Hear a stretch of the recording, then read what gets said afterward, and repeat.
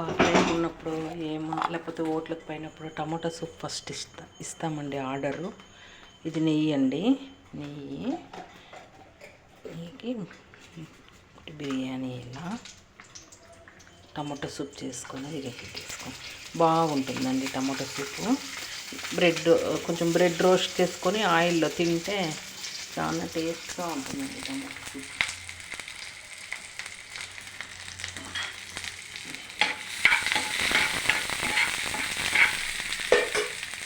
సూపు బాగా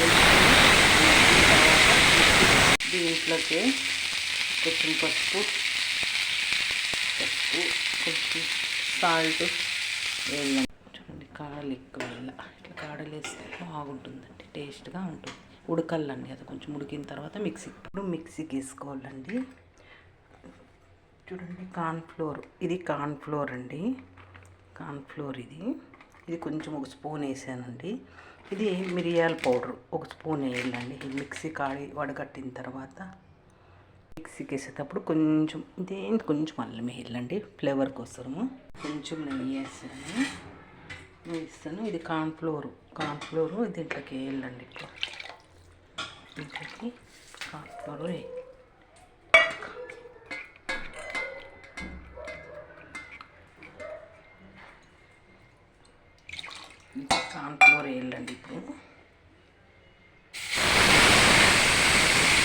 ఇప్పుడు ఇట్లా వేస్తే బాగుంటుందండి.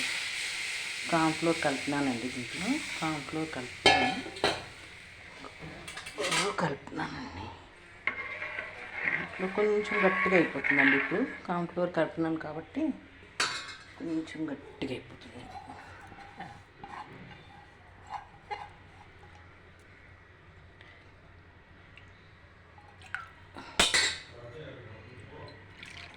కార్న్ఫ్లోర్ కలిపినాను, గట్టిగా అవుతుందండి.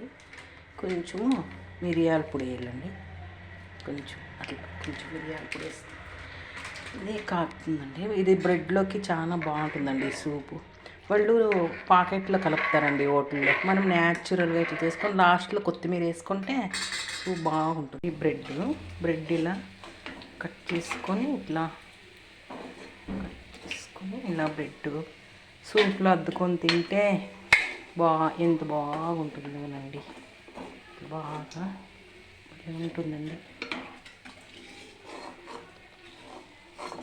సూప్లో అద్దుకొని ఇది సూప్ అండి, అద్దుకొని తింటే జ్వరం వచ్చినప్పుడు మనకు బాగలేకున్నప్పుడు అద్దుకొని తింటే భలే బాగుంటుందండి. ఇప్పుడు చూడండి జ్వరం వచ్చినప్పుడు టేస్ట్